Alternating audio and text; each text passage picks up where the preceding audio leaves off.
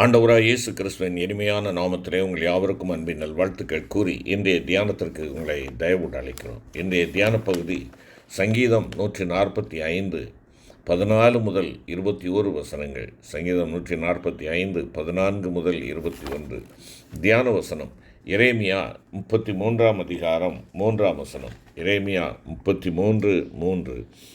என்னை நோக்கி கூப்பிடு, அப்பொழுது நான் உனக்கு உத்தரவு கொடுத்து நீ அறியாததும் உனக்கு எட்டாததுமான பெரிய காரியங்களை உனக்கு அறிவிப்பேன். என்னை நோக்கி கூப்பிடு. அருமையான கர்த்தருடைய பிள்ளைகளை, ஆண்டவரை நோக்கி கூப்பிடுகிற பிள்ளைகள் ஒரு காலம் வெட்கப்பட்டு போவதில்லை. வேத போதகரும் சிறந்த எழுத்தாளருமாயிருந்த எஃப்.இ. மேயர் என்று சொல்லக்கூடிய தேவதாசன் ஒரு முறை கடலிலே பிரயாணம் செய்து கொண்டிருந்தார். கப்பலிலே அவர் சென்று கொண்டிருக்கிறார். அந்த கப்பலில் இருந்த சில ஜனங்கள் அவரை அடையாளம் கண்டு கொண்டு தங்களுக்கு ஆண்டவருடைய செய்தியை கொடுக்கும்படி கேட்டுக்கொண்டார்கள். அதற்கு அவர் சம்மதித்து தேவன் தம்முடைய ஜெபங்களுக்கு பதிலளிக்கிறவராயிருக்கிறார் என்பது பற்றி ஒரு பிரசங்கம் செய்தார். தேவ நம்பிக்கை இல்லாத ஒரு மனிதனும் அந்த கூட்டத்தில் பங்கு பெற்று அந்த செய்தியை கேட்டுக்கொண்டிருந்தான். பின்னர் அதை குறித்து அவன் தன் நண்பனிடம் அந்த செய்தியில் சொல்லப்பட்ட ஒரு வார்த்தையை கூட நான் நம்பவில்லை என்று கூறினார். அதே நாளில் சிறிது நேரத்திற்கு பின்பாக மேயர் அவர்கள் கப்பலின் வேறொரு வகுப்பில் பிரயாணம் செய்து கொண்டிருந்த சில பிரயாணிகளுக்கு பிரசங்கம் பண்ணும்படி அழைக்கப்பட்டார். கடவுள் நம்பிக்கை இல்லாத அந்த மனிதன் அந்த கூட்டத்திற்கும் சென்றான். அங்கு செல்வதற்கு முன்பாக அவன் தன்னுடைய சட்டை பையில் 2 ஆரஞ்சு பழங்களை போட்டுக்கொண்டான். அங்கு செல்லும் வழியிலே வயது முதிர்ந்த ஒரு தாயாரை அவன் கண்டான்.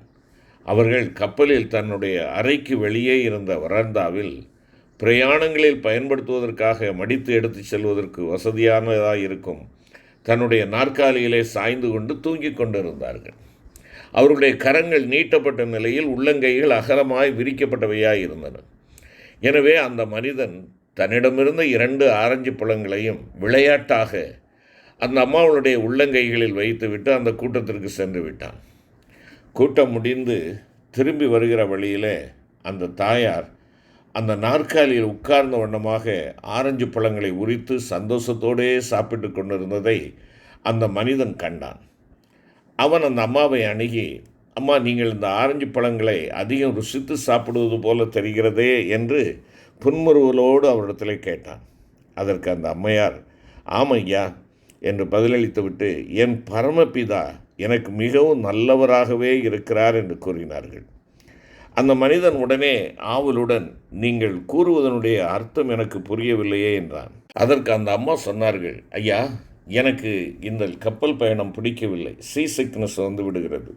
ஆகையினாலே வாந்தி எடுத்துக்கொண்டே இருந்தேன். என்னால் ஒன்றும் சாப்பிடவும் முடியவில்லை. சில நாட்களாக அதிகமாக கஷ்டப்பட்டு கொண்டிருந்தேன். என்னால் ஒன்றும் புசிக்கவும் முடியவில்லை. அதிகமாக வாந்தி எனக்கு வந்து கொண்டு இருக்கிறது. கப்பல் அறைக்குள் இருப்பது எனக்கு அதிக கஷ்டமாக இருந்தபடியினாலே வெளியே வந்து என்னுடைய நாற்காலியிலே நான் உட்கார்ந்து கொண்டிருந்து ஆண்டவரை நோக்கி செபித்தேன். ஆண்டவரே, எனக்கு ஒரு ஆரஞ்சு பழம் கிடைத்தால் நலமாயிருக்கும் என்று செபித்தேன். அப்படி செபித்து கொண்டு இருக்கும்போதே என்னையும் அறியாமல் நான் தூங்கிவிட்டேன். நான் தூங்கி எழுந்தபோது தேவன் எனக்கு 1 அல்ல 2 ஆரஞ்சு பழங்களை அனுப்பியிருக்கிறார் என்பதை கண்டு கொண்டேன். இந்த கப்பலில் விலை கொடுத்து வாங்குவதற்கு கூட ஆரஞ்சு பழங்கள் கிடைக்காதே. என் தேவன் பெரியவராயிருந்தாலும் எளிமையான என்னுடைய தேவையை குறித்து எத்தனை கரிசனை உள்ளவராயிருந்து என்னுடைய ஜெபத்திற்கு பதில் தந்திருக்கிறார் என்பதை பாருங்கள் என்று விளக்கமாக அந்த சகோதரனுக்கு அவர்கள் சொன்னார்கள். அருமையான கர்த்தருடைய பிள்ளைகளே, நம்முடைய ஜெபங்களுக்கு தேவன் பதிலளிக்கிறார் என்பது குறித்து போதகர் வழங்கிய அந்த செய்தியை இந்த சம்பவம் உறுதிப்படுத்துவதாக இருந்தபோயால் அந்த மனிதன் மிகவும் ஆச்சரியப்பட்டான். அது நிமித்தம் தேவன் மேல் அவனுக்கு நம்பிக்கை உண்டாயிற்று. அவன் ஆண்டவராகிய இயேசுவை ஏற்றுக்கொண்டு ரட்சிக்கப்பட்ட தேவ பிள்ளையாக மாறினான். என்னை கேட்டுக்கொண்டிருக்கிற அருமையான கர்த்தருடைய பிள்ளைகளே, உண்மையாய் நடந்த இந்த சம்பவம் நம்முடைய தேவன் ஜெபத்தை கேட்கிறவரும் ஜெபத்திற்கு பதிலளிக்கிறவருமாய் இருக்கிறார் என்பதை உறுதிப்படுத்துகிறதா இருக்கிறது அல்லவா? கர்த்தர் நல்லவர் என்று பலவிதங்களில் ருசித்தறிந்த தாவீது ராஜா 65 சங்கீதம் 2வது வசனத்திலே குறிப்பிடுகிறார், ஜெபத்தை கேட்கிறவரே, மாம்சமான யாவரும் உம்மிடத்தில் வருவார்கள் என்பதாக சொல்லுகிறார். தேவன் ஜெபத்தை கேட்கிறவர். நாம் மாம்சமான மனுஷராக இருந்தாலும் நம் தேவன் ஜெபத்தை கேட்கிறவர் என்ற விசுவாசத்துடன் நாம் சோர்ந்து போகாமல் தொடர்ந்து நம்முடைய தேவைகளை அவருக்கு தெரிவிப்போம் என்றால் நிச்சயமாகவே ஏற்ற வேளையில் ஏற்ற விதத்தில் அவர் நம் ஜெபங்களுக்கு பதிலளிப்பார். எரேமியா 33:3 அதைத்தானே சொல்கிறது, என்னை நோக்கி கூப்பிடு, அப்பொழுது நான் உனக்கு உத்தரவு கொடுப்பேன். இந்த வார்த்தைகளை சொன்ன தேவன் நம் கூப்பிடுதலுக்கு உத்தரவு கொடுத்து நமக்கு உதவி செய்ய உண்மையுள்ளவராய் இருக்கிறார்.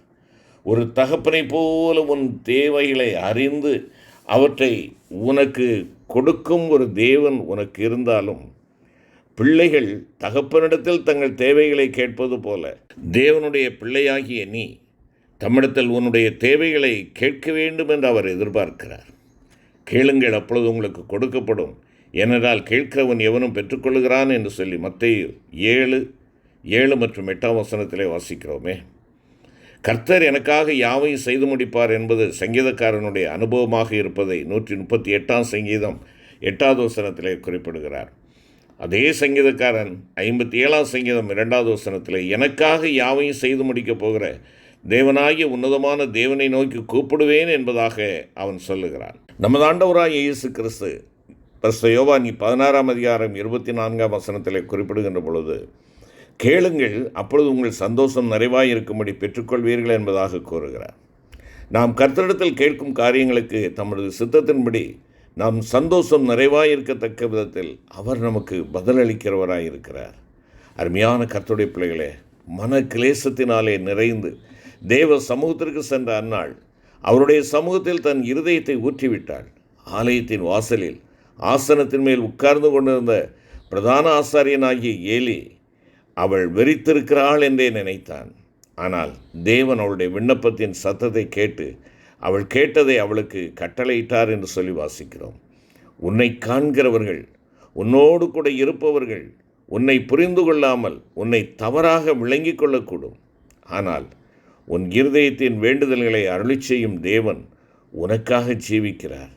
தம்மை நோக்கி கூப்பிடுகிற யாவருக்கும், உண்மையாய் தம்மை நோக்கி கூப்பிடுகிற யாவருக்கும் கர்த்தர் சமீபமாயிருக்கிறார் என்று சங்கீதம் 145:18 கூறுகிறது.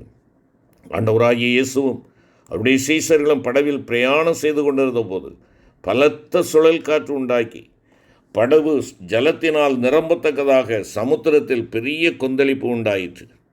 ஆண்டவராகிய இயேசு கிறிஸ்துவோ நித்திரையாயிருந்தார். சுழல் காற்றின் சத்தத்தினாலோ கடல் அலைகளுடைய இரைச்சலின் சத்தத்தினாலோ அவர் கண் விழிக்கவில்லை. ஆனால் ஐயரே ஐயரே மடிந்து போகிறோம் என்று கூப்பிட்ட தம்முடைய சீஷர்களின் கூப்பிடுதலின் சத்தத்துக்கு அவர் உடனே செவி கொடுத்து அவர்களுக்கு உதவி செய்தார்.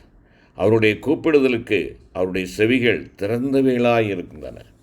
அருமையான கர்த்தருடைய பிள்ளைகளை, இன்னும் நாம் பார்ப்போம் என்றால் ஆண்டவராகிய இயேசு சிலுவையில் தொங்கிக் கொண்டிருந்த வேளை, அவருடைய ஜீவன் அவரை விட்டு பிரிகின்ற வேளை, அவர் அனுபவித்த வேதனையோ விவரிக்க முடியாதது. அவரை சபிக்கும் சத்தம் அவர் செவிகளில் துணிக்கிறது. அதிகாரிகள் அவரை இகழ்கிறார்கள்.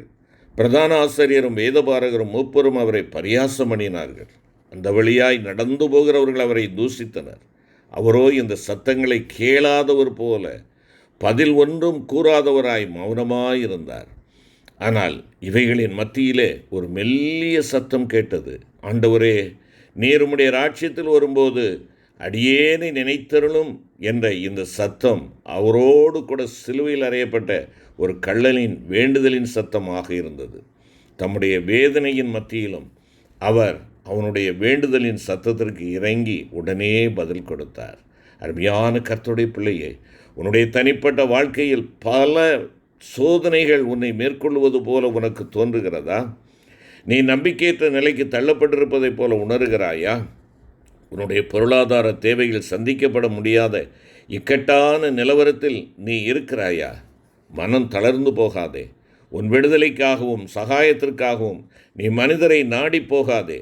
உனக்கு ஒத்தாசையின் பர்வதமாயிருக்கிற ஆண்டவராகிய இயேசுவுக்கு நேராக உன் கண்களை ஏறடு. இக்கட்டில் எங்களுக்கு உதவி செய்யும் மனுஷருடைய உதவி விருதா என்று சங்கீதக்காரன் சொல்வதைப் போல நீ உன் தேவனை நோக்கி அபயமிடு. உன்னுடைய சொந்த ஞானத்தினாலும் பலத்தினாலும் உன்னால் ஒன்றுமே செய்ய முடியாது என்பதை உணர்ந்து நீ உன்னை தாழ்த்தி அவரை நோக்கி கூப்பிடும்போது அவர் உனக்காக அதிசயமான விதத்தில் கிரியை செய்வார்.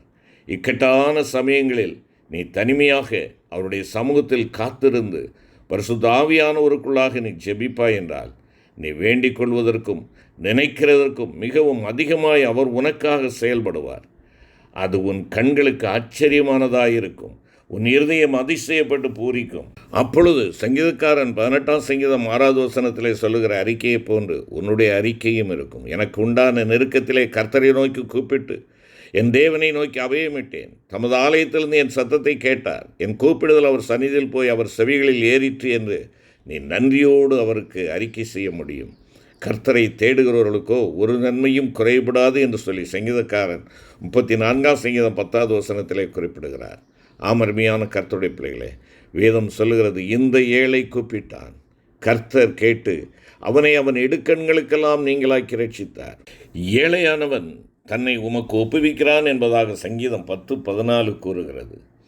ஆம், இந்த கூற்றின்படியே நீ ஆவியில் எளிமையுள்ளவனாக மன தாழ்மையுடன் உன்னையும் உனக்குள்ள யாவற்றையும் உன்னுடைய வழிகளையும் கர்த்தருக்கு ஒப்புவித்து அவரை நோக்கி கூப்பிடுவாய் என்றால் அவர் உனக்கு செவி கொடுப்பார். எந்த சூழ்நிலையிலே நீ மனம் தளராது, மனம் பதறாது, அன்போடும் உரிமையோடும் சற்றேனும் சந்தேகமில்லாத விசுவாசத்தோடும் பெற்றுக்கொள்வேன் என்ற நிச்சயத்தோடும் ஜெபத்தின் மூலமாக உன் தேவைகளை உன் பரமபிதாவுக்கு தெரியப்படுத்திவிட்டு விசுவாசத்தோடு அவரை ஸ்தோத்தரித்து கொண்டிரு. அப்பொழுது ஜெபமே ஜெயம் என்பதை நீ உன் வாழ்வில் அனுபவிக்கிறவனாய், அனுபவ கிறிஸ்தவனாய் நீ காணப்பட முடியும். எங்கள் அன்பின் ஆண்டவரே, நாங்கள் அனுபவ கிறிஸ்தவர்களாய் எல்லாவற்றுக்கும் மனிதர்களை அல்ல, மனித ஞானத்தை அல்ல, மனித முயற்சிகளை அல்ல, மனித பலத்தை அல்ல, தேவனே உம்மை நோக்கி கூப்பிட நீர் எனக்கு கிருபை தாரும். உம்மை நோக்கி கூப்பிட்டு ஆசீர்வாதங்களை சுதந்திரித்துக் கொள்ள, எல்லா சூழ்நிலைகளிலும் உம்மை விடாது பற்றிக்கொள்ள எனக்கு உதவி செய்யும். எங்கள் ஆண்டவர் இயேசு கிறிஸ்து மூலம் வேண்டிக் கொள்கிறோம் நல்ல பிதாவே. ஆமென்.